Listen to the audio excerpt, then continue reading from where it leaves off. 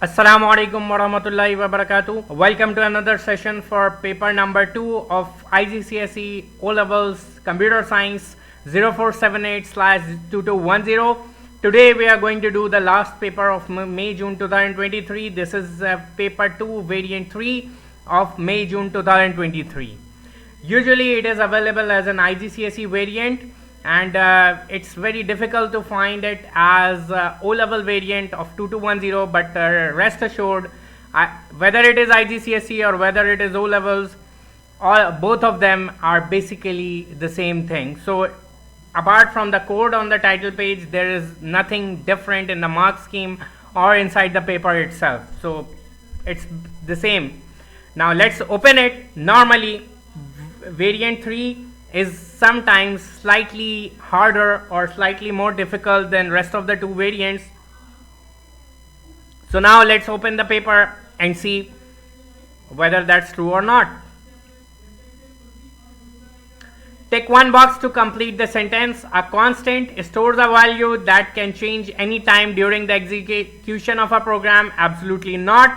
Stores a value that cannot change during the execution of a program. Yes, that is correct, so I don't need to check rest of them. Explain the purpose of library routines mod and random. This is a 4-mark question. That would means 1 mark for definition or explanation and 1 mark for an example. Mod divides two numbers and return the remainder. For example, 10 mod 3 would return 1. Random. This, or rather random, would return a random number between a specified range. For example, random multiplied by 10 would generate a random number between 0 and 10.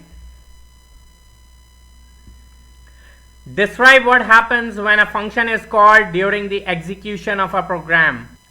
The first point you can write, this is a 3-mark question. Now let's break it down into 4 steps. How do you call a function? You would need to give a calling statement, or you would need to provide the identifier of the function to call or use it. Second thing, you would need to provide some values to it. Then the control would shift from the program itself to the function. It will perform its designated task or whatever it is written for, and then it would always return a value to the main program. So these are the 5 points you can write when you are asked that how does a function is executed.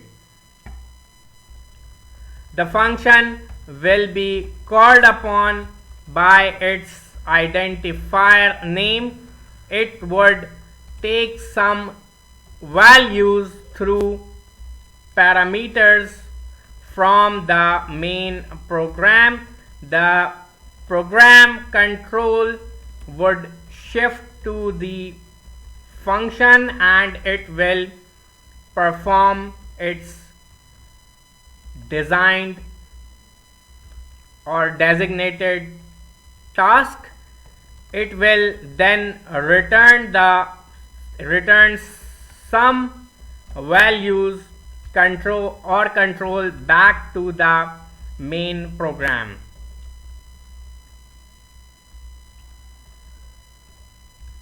Now I would really encourage you to, instead of using the word control back, just write some values back to the main program. Although that is not inaccurate, in terms of programming we do call it as shift of program control or shift of control between main program and function. But you know, we do have some restrictions when it comes to Cambridge syllabus. Sometimes the examiner may not like a certain set of words, although it may be factually correct. So it's better to go with this answer. Now technically this answer can get you 4 or 5 marks as well easily if in future paper this question comes for more marks. But then if you write a few 1 or 2 extra points in your answer, it will not cause you to lose your marks. The examiner would give you a 3 out of 3 or 4 out of 4. No marks would be deducted for writing extra information.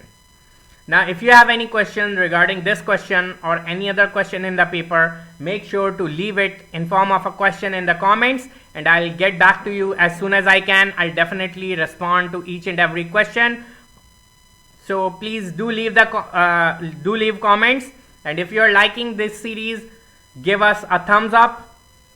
Plus, if you know anyone who's appearing for computer science in May, June, or if you're having any trouble in computer science yourself, do join me.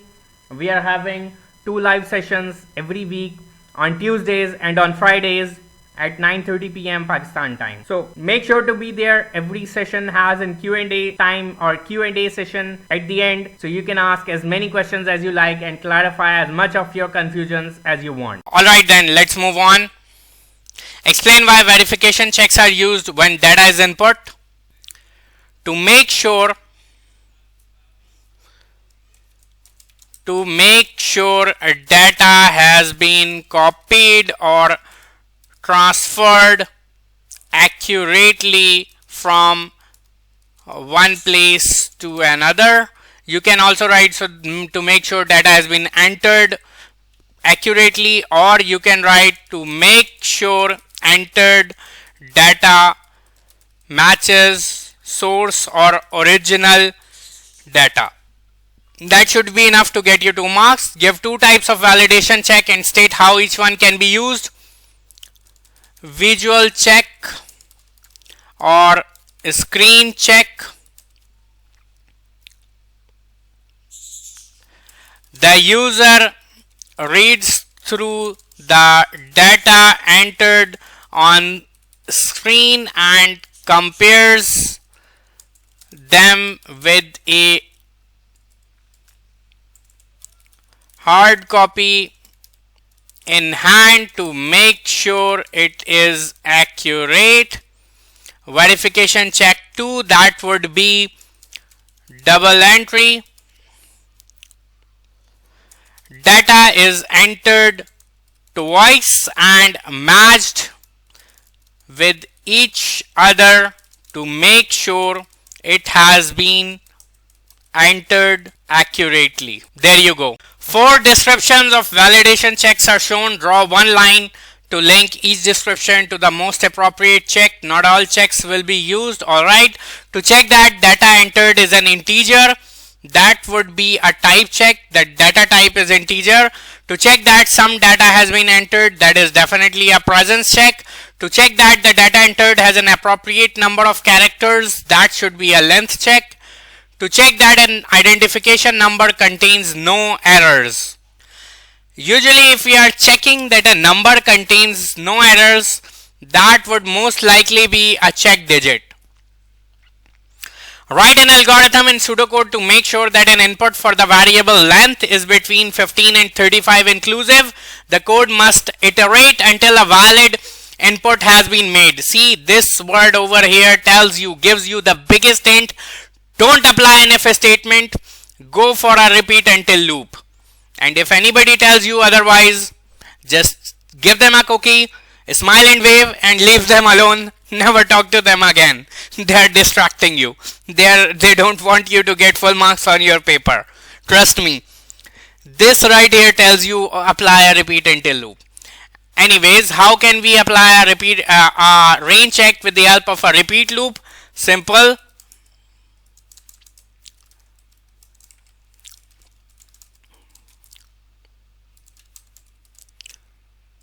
Please enter, let's say, length.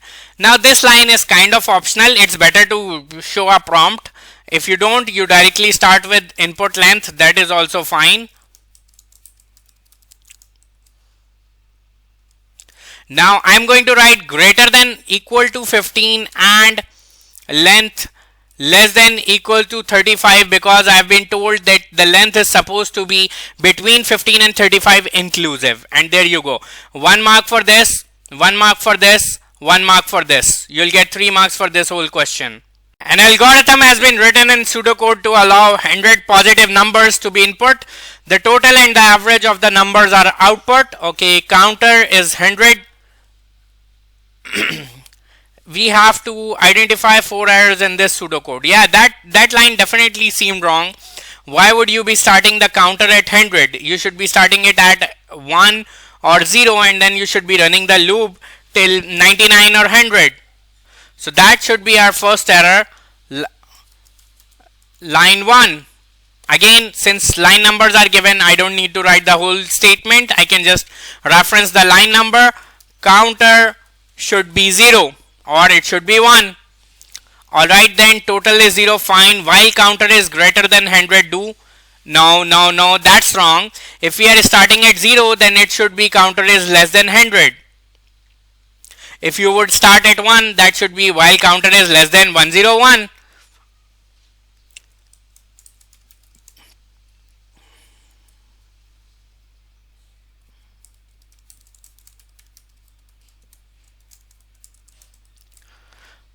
Okay, input number, that's correct. If number is greater than 0, okay, we are supposed to enter 100 positive numbers, fine. Then total equals to total plus counter. No, that's an error. In total, you always keep on adding the value of input variable. So that means line number 7.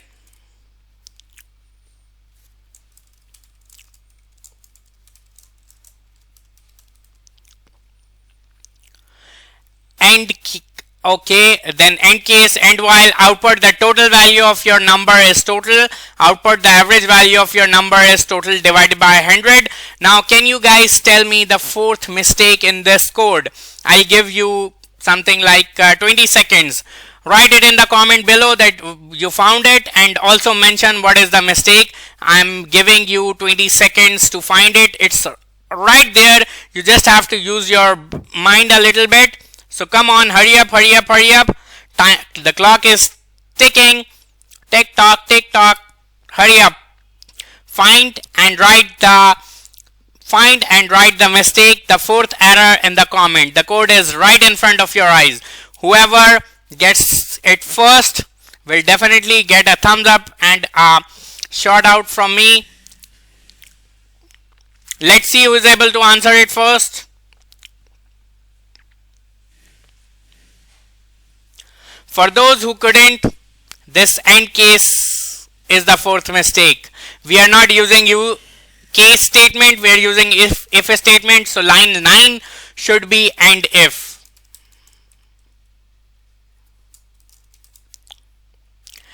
Describe the changes you would make to the corrected algorithm so that a count control loop is used to allow 100 positive numbers to be input. You do not need to rewrite the algorithm.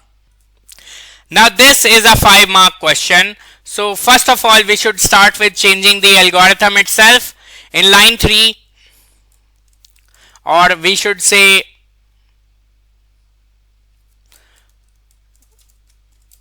replace line 3 with for counter 0 to 99. That would be your first point. Then what else you can do?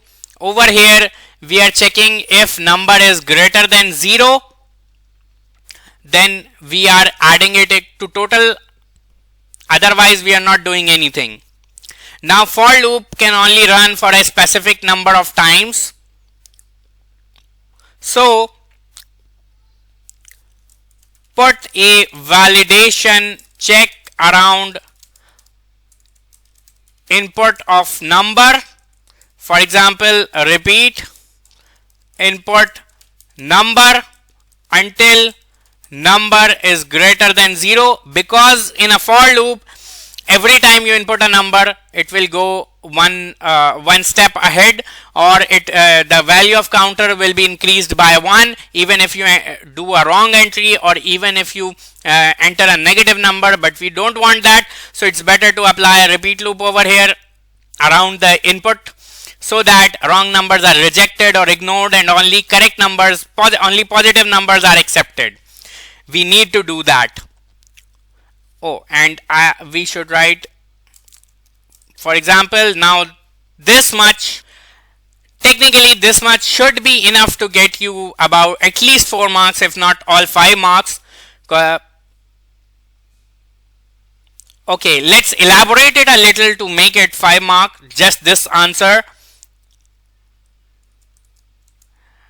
Make the user re-enter values or number until a positive value is entered. For example, this, now technically this much should be enough to get you a 5 out of 5, but anyways, just for your understanding, what else we do, remove the line where we were incrementing the counter, remove line 8, it's not needed, as it's not needed in a for loop or in a count controlled loop. And that's about it. If you write this whole thing, you can easily get something like 6 or 7 marks. If you write just this much, you would be definitely getting a 5 out of 5.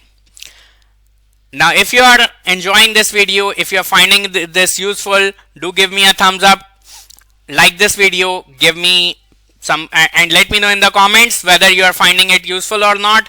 Also, if you know anyone who's appearing for computer science or who's having trouble in computer science, let them know. We have 2 practice sessions of past papers every week, on every Friday and every Tuesday at 9:30 p.m. Pakistan time. So ask them to come and join. We have a Q&A session at the end of every paper as well, so you can ask as many questions as you want to your heart's content, so you can clarify all of your confusion. And this is absolutely free, and this will continue till the day of your exams. No questions asked. If no matter wherever you are in the world, you can come and join these sessions absolutely free. No need to pay anything, although you can buy me a coffee perhaps if you are finding these useful. Alright, so let's move on. The flowchart represents an algorithm. An input of -1 will terminate the algorithm. Okay, this is the algorithm. Complete the trace table for the input data. 5, 50, 52, 555, 57, 500, -1, 5500, 55. Okay, are we given any initial values? Yes, we are given total is 0. In the first row, we only always record just the initial value. So let's just do that. In the first row, everything else would start from the second line. Next, we have input value. So our first value is 5. We'll write it in the value column.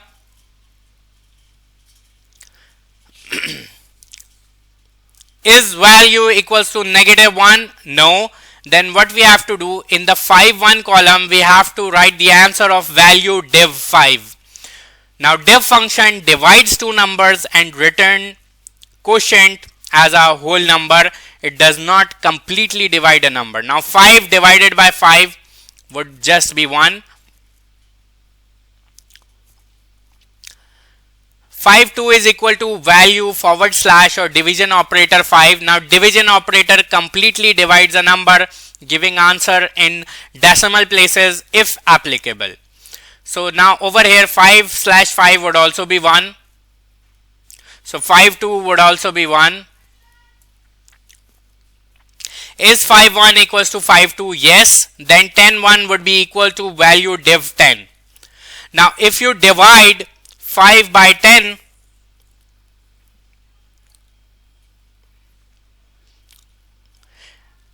is greater than 5, so you'll need to put a decimal place so that it would become, and add a 0 over here.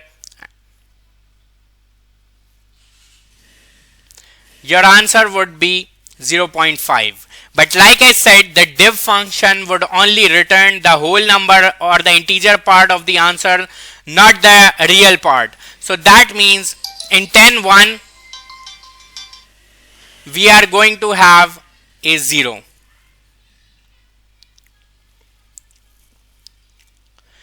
10(2) is value divided by 10, so that means it is going to be 0.5, because this division operator gives the complete answer no matter how many decimal places there are. Is 10(1) equals to 10(2)? No. Then you go back up, output rejected, and then what you do, you input the next value. The next value is 55. Let's record that. Again, we have to do the same thing. It is not equal to -1, and first of all we find 55 div 5, that would be 11.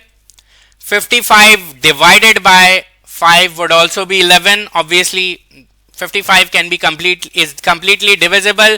There would be no fractional part. Now value div 10, that would be 5. Value divided by 10, that would be 5.5. So this would also be rejected, because 10(1) is not equal to 10(2). Next value is 52. Now for 52 div 5 would be 10, but 52 divided by 5, that would be a decimal number, something like 10.4. Then 52 div 10 would be 5, but 52 divided by 10 would be something like 5.2. This would also be rejected. Oh, okay, we did not needed to do this, because 5(1) was not equal to 5(2), so we'll just directly go towards rejected. So we don't need to do this part, sorry. That's why you should always follow through everything very carefully. Next value is 555. Okay, when you divided by when you 555 div 5 would be this, and divided by 5 would also be this. Since both of them are equal, we can go towards the division by 10. So 555 div 10 would be something like 55, and this one would be 55.5, because this is not completely divisible by 10, so this would also be rejected. Oh, I just realized I've made a mistake. The second value was 50, not 55. Let me correct that. Now 50 div 5 would be 10, 50 divided by 5 would also be 10. Similarly, 50 divided by 10 would be 5, and 50 div 5 would divided by 5, that would also be 10. So 10(1) would be equal to 10(2), 5(1) would be equal to 5(2). In that case, we are simply going to add it to the total and then go back and input the next value. So that means the value of total would become 50. 0 plus 50 would become 50. Then 52, 55 would be rejected. Then we would have 57. Again 57 div 5 would be something like 11, and 57 divided by 5 would be some decimal number, something like 11.4. 57 div 10 would be 5 divided by 10 would be something like 5 point something, 5.7. So this would also be rejected. Next number we have is 500. 500 divided by 10 is 50, and since 500 is completely divisible, 500 divided by 5 would be 100. No matter which operator you use, it would just be 100. 500 div 5 would be 100 divided by 5, that's also 100. Similarly, when you divide 500 by 10, no matter what method you use, div or proper division, you would always get 50. 500 div 10 would be 50 divided by 10, that would also be 50. Next input we get is -1, and as soon as you if a value is not rejected, we add it to the total. So 50 plus 500, it would become 550. Next what we need to do, yes, value is finally -1, output total, and then we'll stop. So we will just output 550, that's it, in the same line, not in the different line. That's it. We have successfully scored 6 out of 6. Describe the purpose of this algorithm. By looking at the table, we can find we only accepted numbers that were divisible by both 5 and 10, and then we added them and outputted the total. So to find numbers which can be divided by both 5 and 10, or we can say to find numbers which have 5 and 10 as their factors, you can write this as well, or which are both divisible by 5 and 10, find their total and output it. There we go. That is your purpose. Consider the logic expression z is 1 if a equals to 1 and c is not 1 and b is 1 nor c is 1. Draw a logic circuit for this expression. Each logic gate must have a minimum of 2 inputs. Well, that's something quite useless to write over here. We already know that. So let's draw our first bracket over here. A is 1. That means we take one connection from A. C is not 1. That means we take one connection from C. We make our NOT gate on C, and then we have AND gate between them. Then second, let's draw our second bracket. B is 1, NOR C is 1. So here we take a connection from B, and then we need a connection from C, and we have to draw a NOR gate. There's the NOR gate, and between these two, between the brackets, we have an AND gate.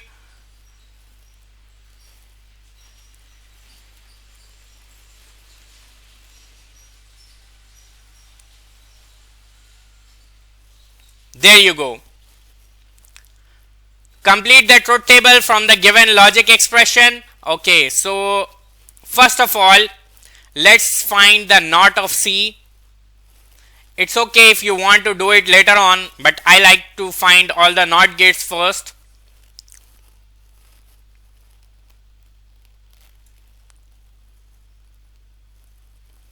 So C naught would just be the opposite of C.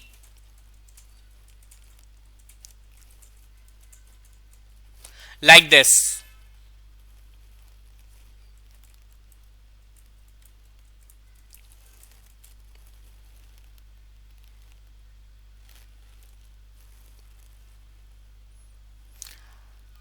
Next we have C naught means this column, and A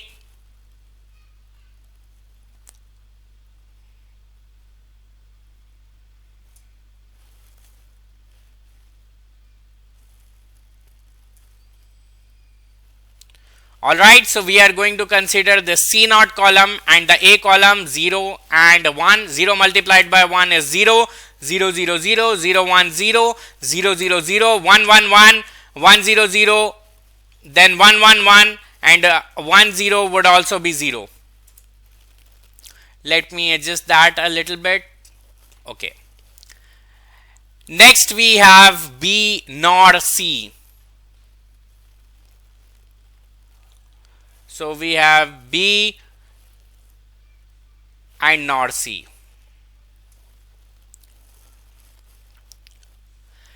Zero plus 0 should be 0, but because of NOR it would become 1. 0 0 would be 0 1 should be 1, but it would become 0.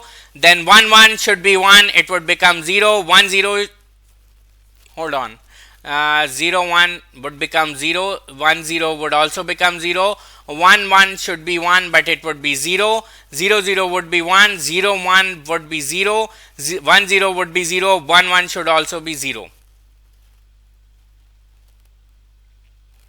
Now our final output Z is supposed to be an AND of these two, this one and this one.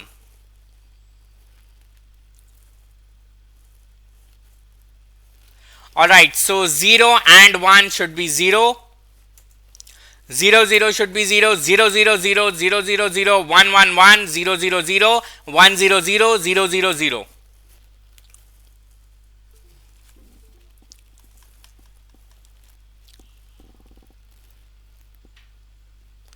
There you go.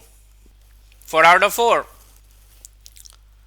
The variable saying is used to store string data in a program. Write pseudocode to declare the variable string. Simply, let me decrease the font size. Declare saying as string. That's it. Free 1 mark. Gifted to you by a Cambridge examiner. Write pseudocode statement to allow a string to be input to the variable saying. Okay, store the content of the variable string, variable saying in a text file named quotations.txt. Make sure the text file is closed at the end of the algorithm. Now, this is a 5 mark question. Now,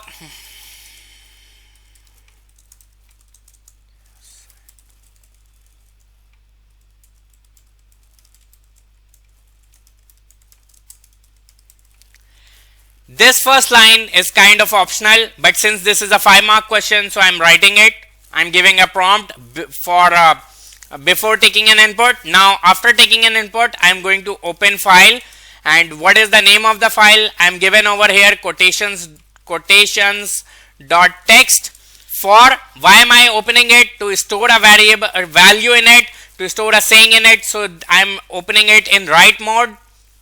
Now, if I open a file in write mode, I'll have to run the write file command. Write file quotations.txt. First of all, I'll write the file name, then I'll write the name of my variable. So whatever is in my variable will be copied to the file, and at the end I will close file quotations.txt. And by doing that, I have followed all the 3 instructions given in the question.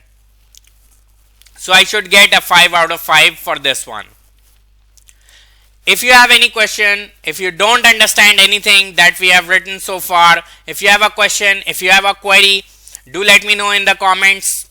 I'll definitely get back to you and answer each and every of your queries. Also, if you know anyone who is struggling in CS, let them know. We are having these free sessions twice a week, every week till the examination in May, June. It is absolutely free, and everyone and anyone around the world is more than welcome to come and join them. That's our motto. Let's say CS together. A database table called Site1 stores detail of some holiday homes at a holiday park. The database shows the type of home, number of guests, whether it is privately owned, and the weekly rate to hire it. Okay, this is the database table. State the number of fields and the number of records in this table. Fields are the column. So 1, 2, 3, 4, 5.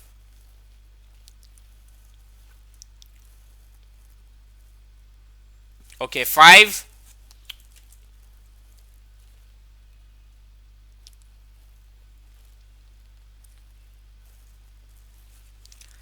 Number of rows or records are, except for the header, 1, 2, 3, 4, 5, 6, 7, 8, 9, 10, 11, 12. There you go. Describe the purpose of a primary key to uniquely identify each record in a database table. That's it. Even if you don't write this part, you'll still get your 1 out of 1. Even if you just try to uniquely identify each record, you'll still get your marks. The database uses the data types alphanumeric, character, boolean, integer, real, date and time. I've told you before as well, if you're given a list of data types, do not, and I mean do not, never try to write anything else. Only use the given names, even if you think they're wrong. Type should be, okay, let's see what type of data is in the type. Lodge, cabin, retreat, that means this is alphanumeric. Now, text is not given to us, string is not given to us, so if you write either of them, it will be wrong. Then we have private. Private is only having yes, no, that means it is boolean. Rate, dollar, that should probably be this is a whole number, so this must be an integer. We are given an integer. Number guessed, that would probably also be, yes, this is also whole number or integer.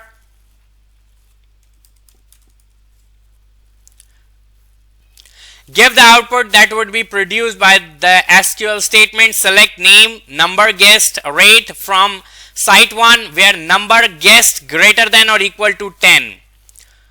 So let's go back up to our table and check the number of guessed column. Wherever there is a 10 or greater than 10 value, we'll just tick that. So there are 3 entries that match the criteria. For these 3 rows or for these 3 records, what do we have to show? Name, number guessed and rate. So for the first one, Bay Lodge,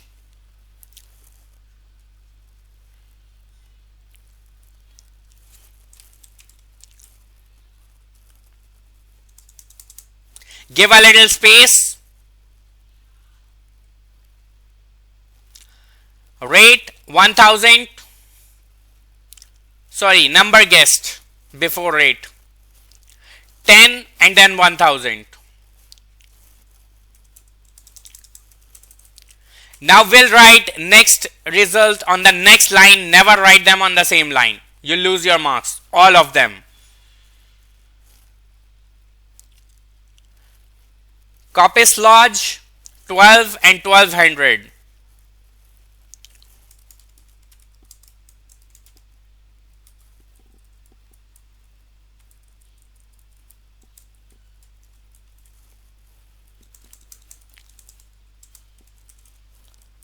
Now if you can make them align with each other, that would be a very nice thing to do, and if you can, you should do it. Otherwise, just give some proper spacing between them.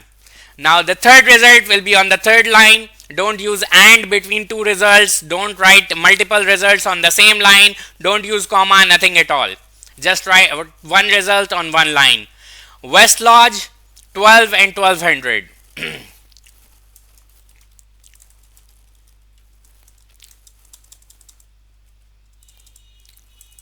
There you go. You have easily scored yourself a 3 out of 3. And now we are down to the big bad 15 mark question. So let's read it and see what it has to offer. A 2D array contacts is used to store names and telephone numbers. All the data is stored as strings. So a 2D array has 2 columns basically. Column 1 contains names as last name and first name. Both last name and first name are stored here. For example, Smith John. Column 2 contains telephone numbers. So these are names and this is known as contacts.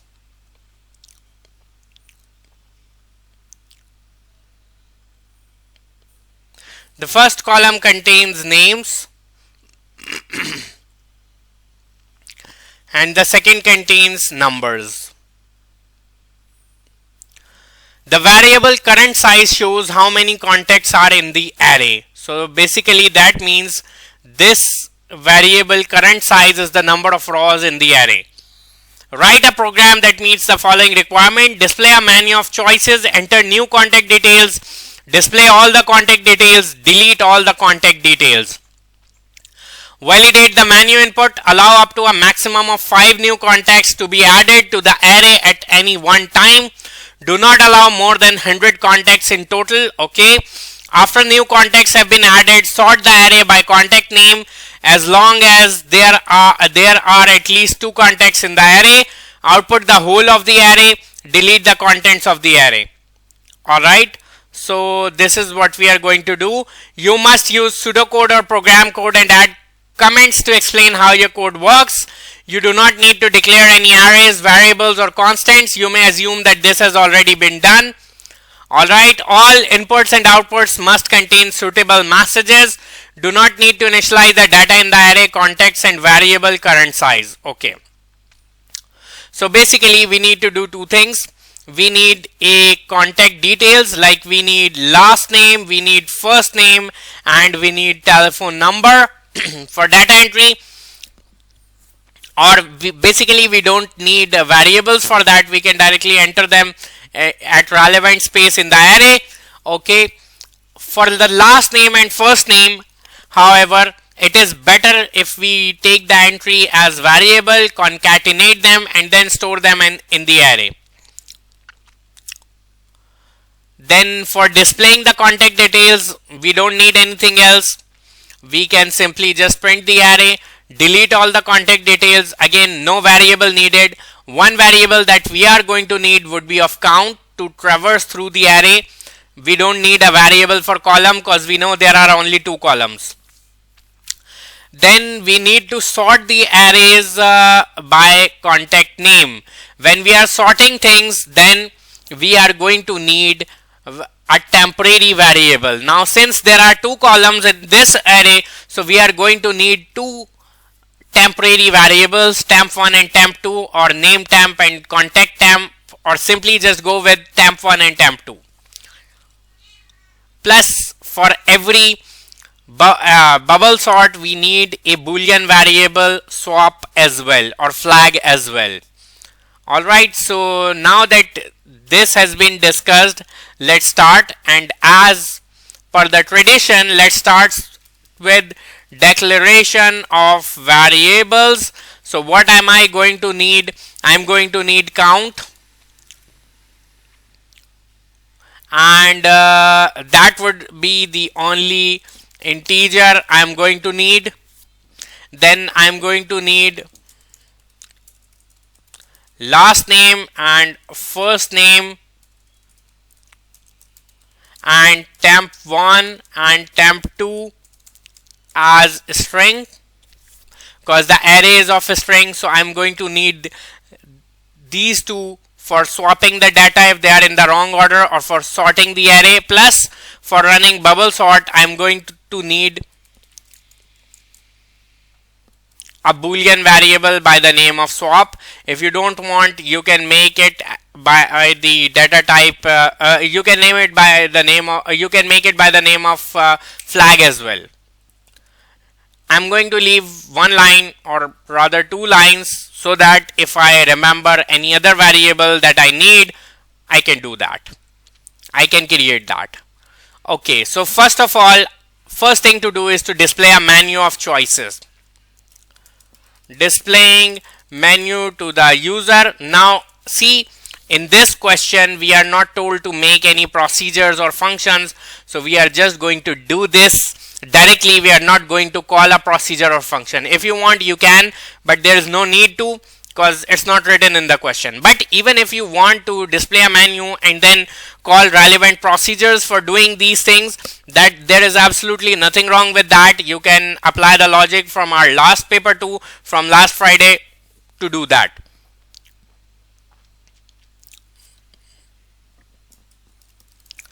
Now see, in this menu we do not have the exit option, so we do not need to encapsulate this whole thing in a repeat until loop.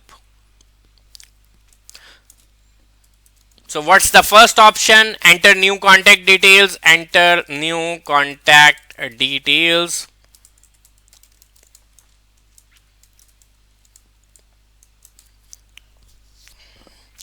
Display all the contacts.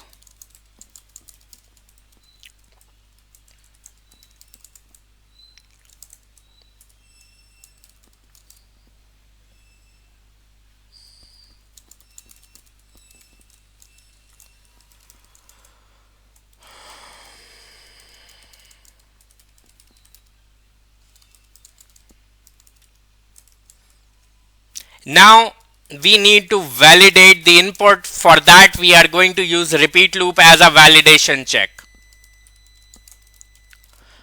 and we are going to need a variable of choice as our input over here as well, until choice is greater than 0 and choice less than 4. Now what we are going to do, we are going to do these 3 things. So far we have done this part. We have displayed a menu and we have validated the menu input, and once we have completed this, basically these three subtasks have already been, like, the menu has already been displayed completely. Now what we need to do, we are going to start writing the code. What would happen if the user chooses 1, chooses 2, or chooses 3? Now you can do this in two ways. You can use an if statement or you can use a case statement. There is nothing wrong in either of them. It's your personal preference. Okay, I'm going to go with a case statement because I think it is more concise. If you don't want to go with case statement, you go with an if statement. There will not be a deduction of marks. So do not think that your answer may be wrong. Now I can give a comment over here adding, okay, something like, okay, if I'm doing a case statement, then I can go in reverse order as well, no problem at all, because deleting the array is literally very easy thing. However, it's better if we follow it in what you can say in sequence. Entering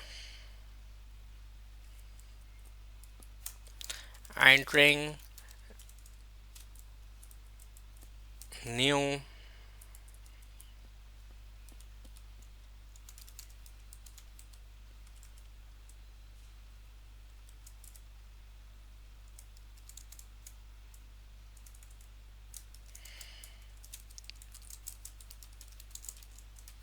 or you can write it as case of choice as well. Apparently Cambridge Examiner accepts both things.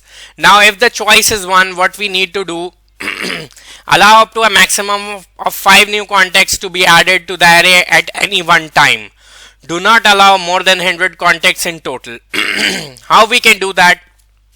If choice is 1, then what is going to happen?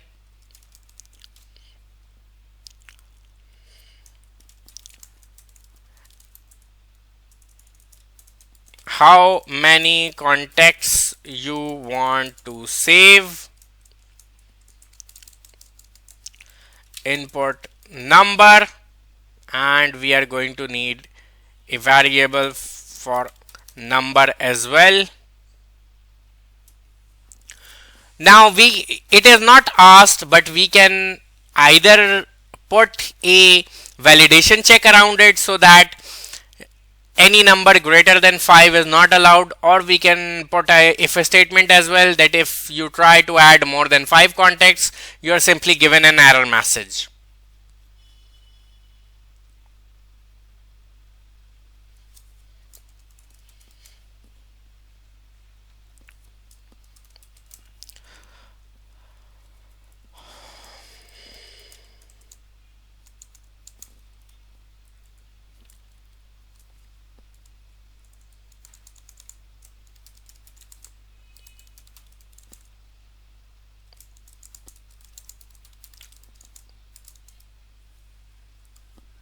There you go. Number should be greater than 0 and less than 6. So that means you can only enter something between in the range of 1 to 5. Okay, this is much better. So now we have validated it. Okay, this should be slightly over here. Yeah, much better. Okay, now what we are going to do is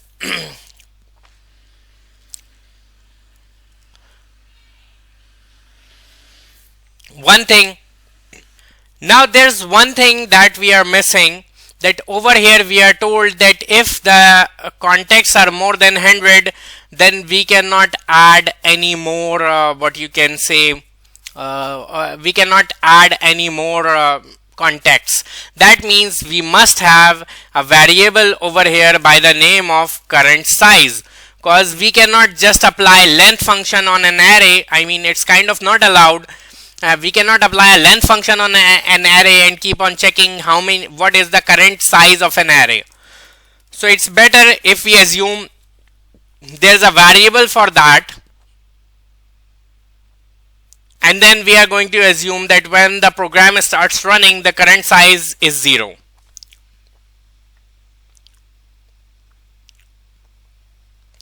So we should include that over here as well as our what you can say as another condition, that current size should be equal to 100. As soon as current size becomes 100, you are going to break the loop.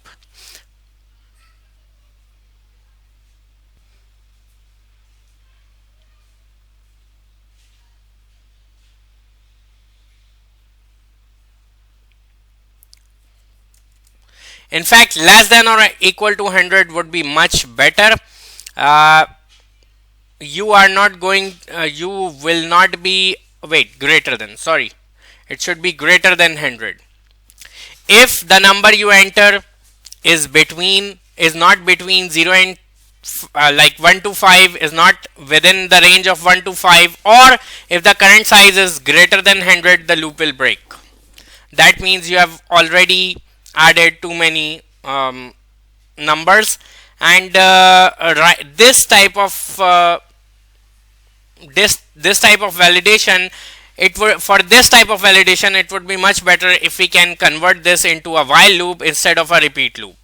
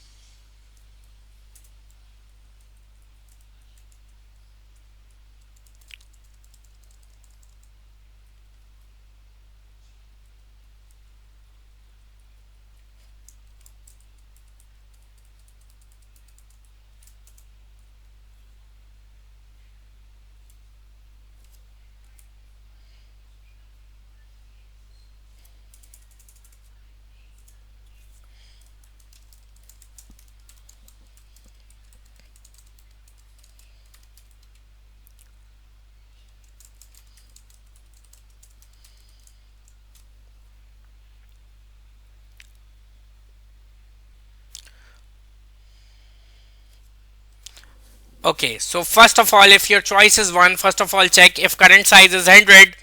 Then what you are going to do, you are going to print an error message, your contacts are full, cannot add any more.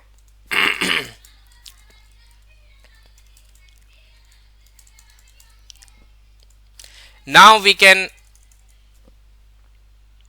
now at this stage, since we want our program to do go on indefinitely, we should add a main repeat loop or a while loop over here, so that the program can keep running indefinitely.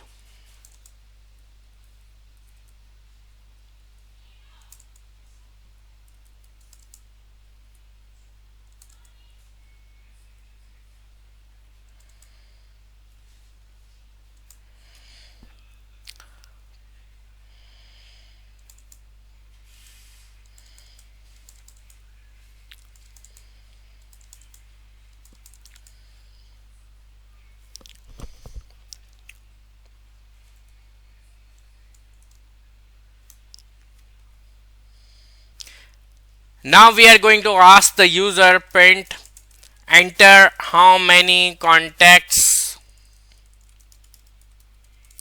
you want to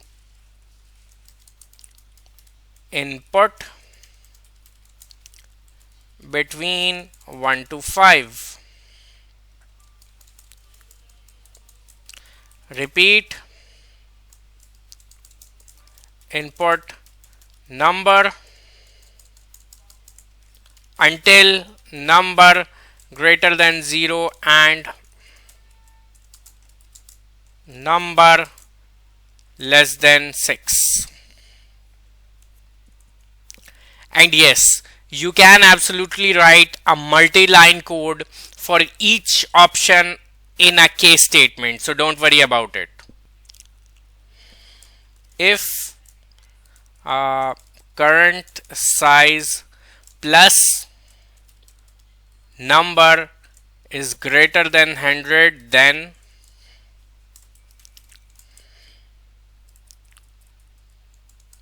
in fact this should be inside our repeat loop. Like we are going to check whether if somebody is trying to input, let's suppose 5 numbers, but the array is already at 97, so trying to add 5 more numbers would mean the maximum size will be greater than 100, and that cannot be allowed.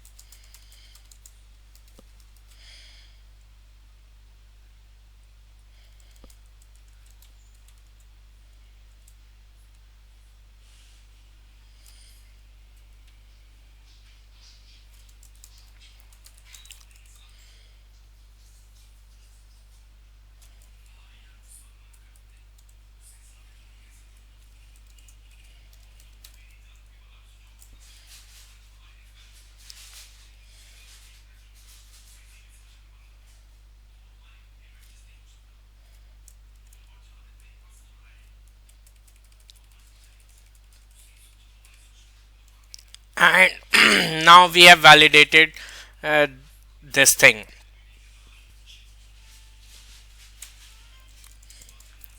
Now we can run a for loop.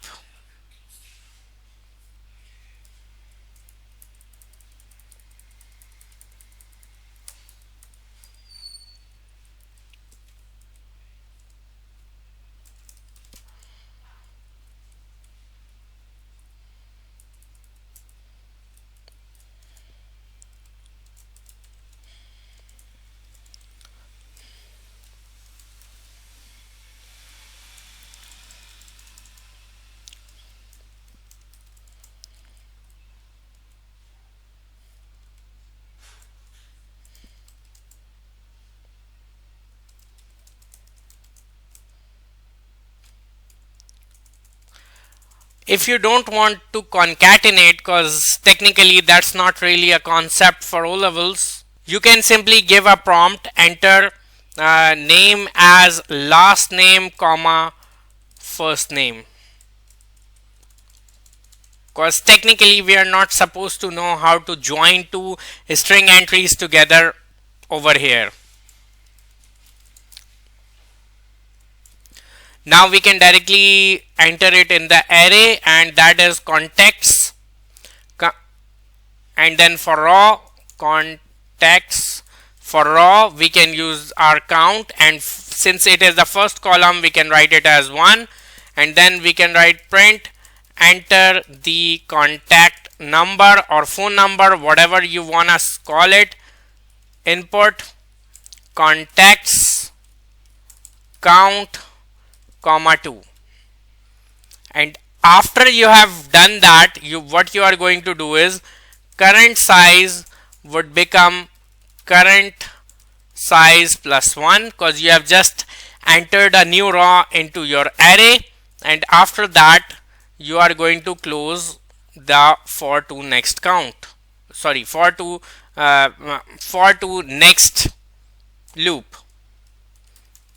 And we have successfully added new contexts into our array by validating each and everything. Let me bring this up a little.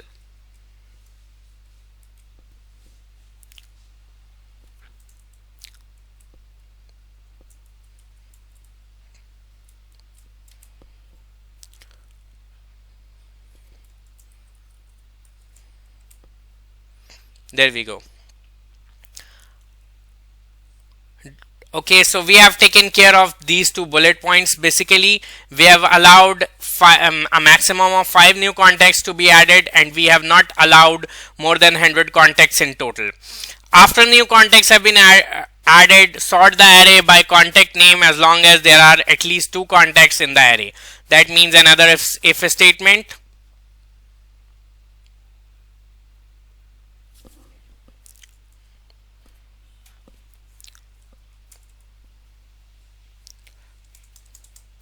I'll just rather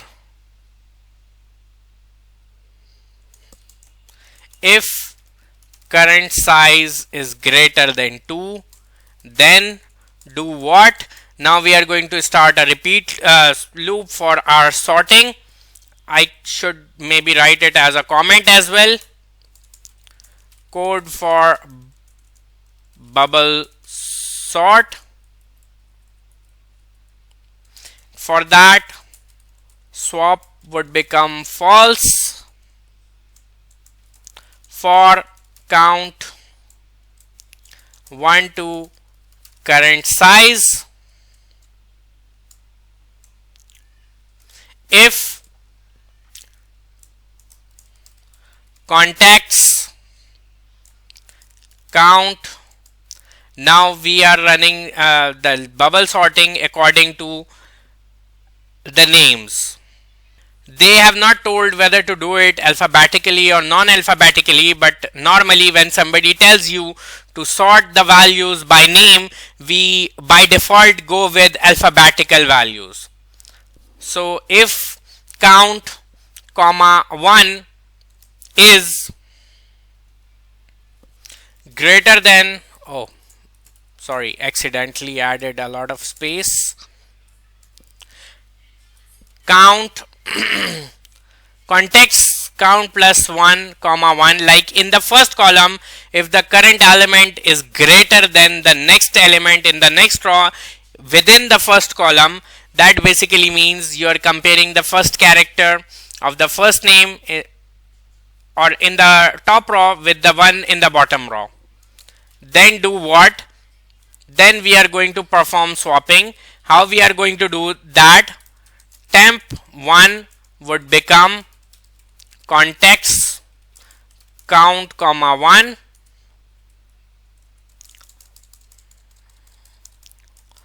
Temp2 would become context count comma 2. Like the value in first column will be stored in temp1, value in second column will be stored in temp2. If you only apply a normal bubble sort, you'll only be sorting the values in one column, then everybody's name would be changed in their position, whereas their contact numbers would be in the old position. That means now the list of names and numbers you have in that list, almost everybody will be having the wrong numbers, and we don't want that. So if ever we have a 2D array, if we have to apply a bubble sort on a 2D array, we have to move each and every column. So first of all, we'll pick value in column 1, put it in temp1, value in column 2, put it in temp2. Then what we are going to do, whatever was present in the next row, we are going to move it to the first row.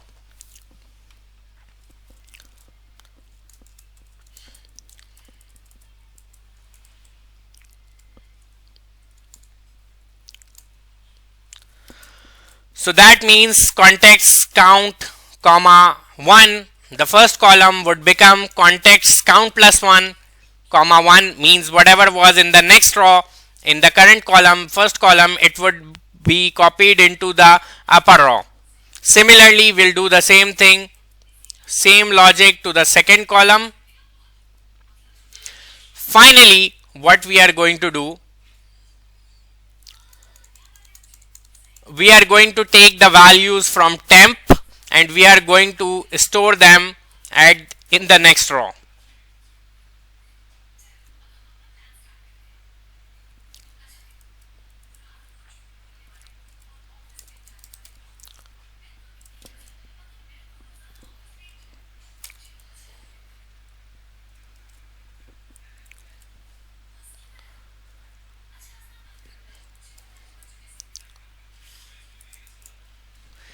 and whenever we perform a swapping, we always can make the value of swap to true.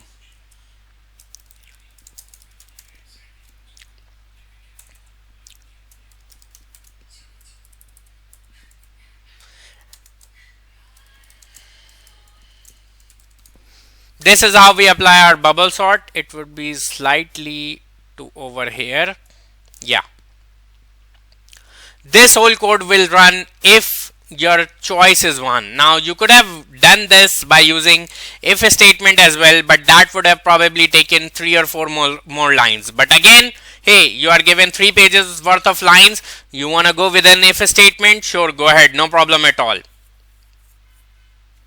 Now that we are finally and successfully absolutely done with the first option in our menu, it's time to do the second option, which is very easy.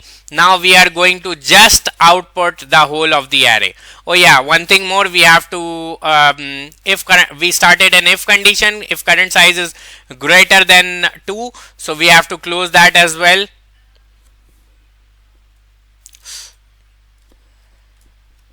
And this is why I absolutely hate Adobe Reader. And finally I've gotten my code back. I've written endif as well. Anyways, so now we are done with the first part, and we are supposed to do we have done this, and we have done this, and now we have to output the whole of the array. So let's just do that.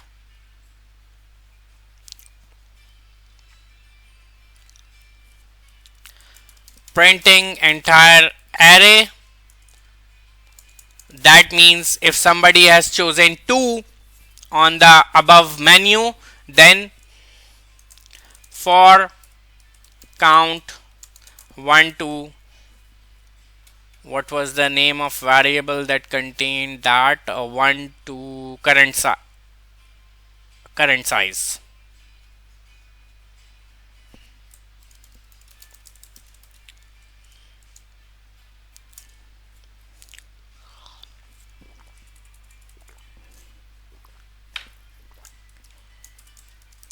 Print. Oh yeah, and we should really check first of all whether array contains some values greater than 0. Then only run the for loop to print the array if the current size is greater than 0. If current size is 0, then why would you print an array? Why would you try to print an empty array?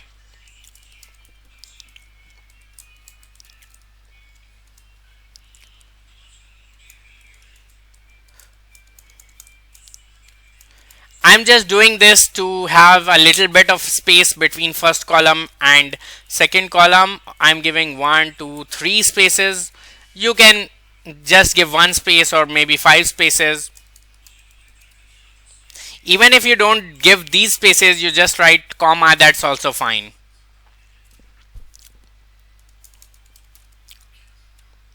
I'm not using another for loop inside this for loop for columns because there are only 2 columns. But if you want, you can do a nested for loop as well.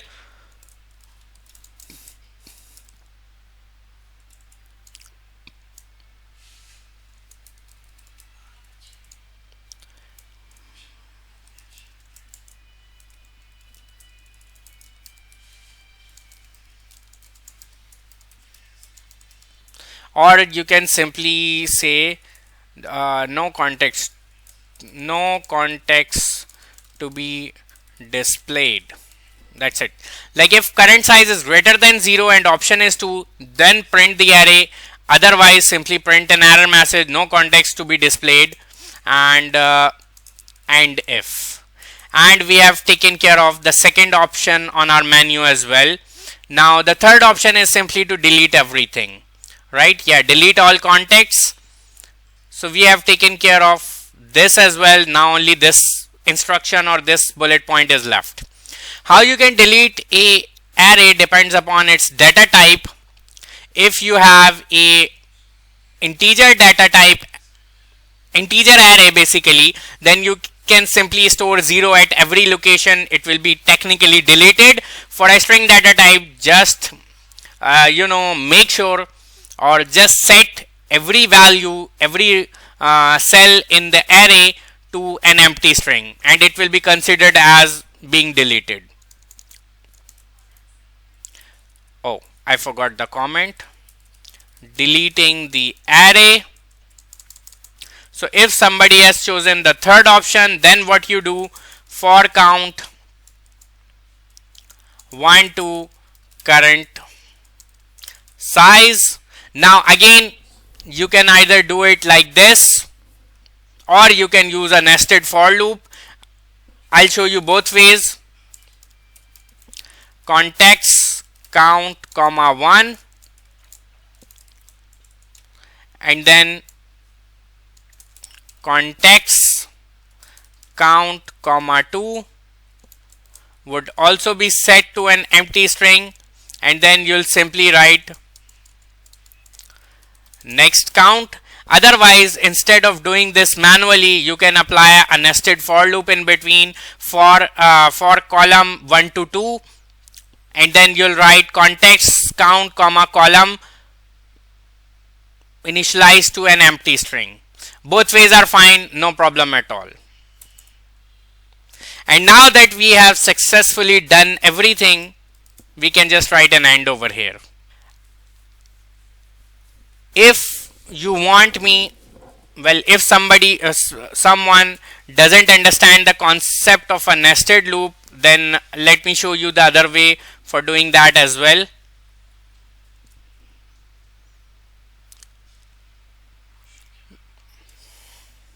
I'm going to write it as a comment, obviously, because I don't want the same thing happening twice in my actual program. I'm just doing it for you guys to show you how a nested for loop can be done over here to delete the contents of the entire array.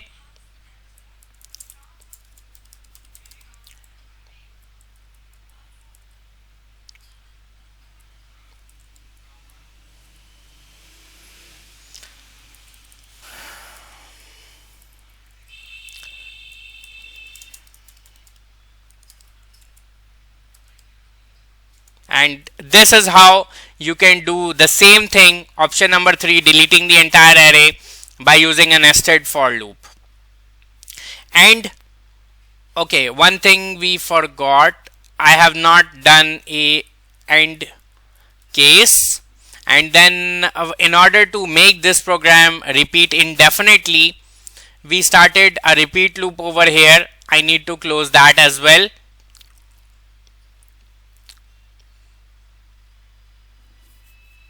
Now I can simply put a condition that would always be true. So something like until continue equals to true. I can assume that I made a boolean variable in the start by the name of continue, and then I can set its value continue, a boolean variable by the name of continue, and then I can simply set continue to true. Now if you don't do this, if you don't make a variable by the name of continue, you don't put a repeat or while loop, and you do not try to make this program go indefinitely, there will be no marks detected because it is not explicitly mentioned in the program. You just display a menu, you get an input, you validate it, and then according to the input, if it is 1, you take the value, you ask the user how many contexts they want to enter, and if the current size is not 100, like less than 100, then you allow them to add contexts, new contexts, and then you sort them correctly, and then if the option is 2, then you print the entire array in front of them, and if option is 3, you delete the entire array using any means necessary. That's it, you'll get your marks. No need to fret over whether no need to fret over by thinking, oh, whatever sir is doing, I have no clue about it and I'll never be able to score in the 15 mark question. No, that's not true. I am a little bit more experienced than you guys, so sometimes my logic can be slightly out of the box. But that does not mean if you can do all of this in a much simpler way than I am doing, it does not mean you are going to lose half of your marks or all of your marks. You may do it in a much better, more efficient way than I have done, and you might still manage to get a 12 or 13 or 14 out of 15. So have some faith, have some confidence on your abilities as well. Okay, does not really matter in what way me or any other teacher solves it. That's not the only possible way. Pseudocode, in logic building, there are always multiple logics possible. Always remember that. So two people's code does not have to be exactly the same, even if one of them is your teacher. Okay, now that's it for today. Okay, I can just write an end over here to show that I have completed my solution. Now it's time for the Q&A session. Unfortunately, due to an unforeseen incident, I won't be able to, like I've announced as well, this is not a live session. So whatever your questions are, just post them as comments below. Okay, give this video a thumbs up if you're enjoying this. Tell me in the comments what do you feel about these past paper sessions. Plus, if you have any questions related to paper 2, you can ask it in the comments below. I'll reply to each and every one of you as soon as I get the time. Plus, lastly, I request you all, if you know anyone who is struggling in computer science, who's going to appear in May, June, let them know. Be my voice, spread this word. Come and join us every Tuesday and every Friday. Inshallah, I'll be back to taking live sessions from Tuesday, inshallah, at 9:30 p.m. Pakistan time. Come, let's say CS together. Join my sessions. They're absolutely free. We'll be continuing till exam date. Do not rely on just one workshop. A single workshop will not be able to teach you as much as taking these sessions over time will gradually teach you. Trust me. Plus, these sessions are absolutely free, so you don't have to pay anybody for teaching you the tips and tricks of past papers. Well, if you like them, you can buy me a coffee though. Anyways, I'll see you guys on Tuesday till in our next live session. Till then, take care. Allah Hafiz.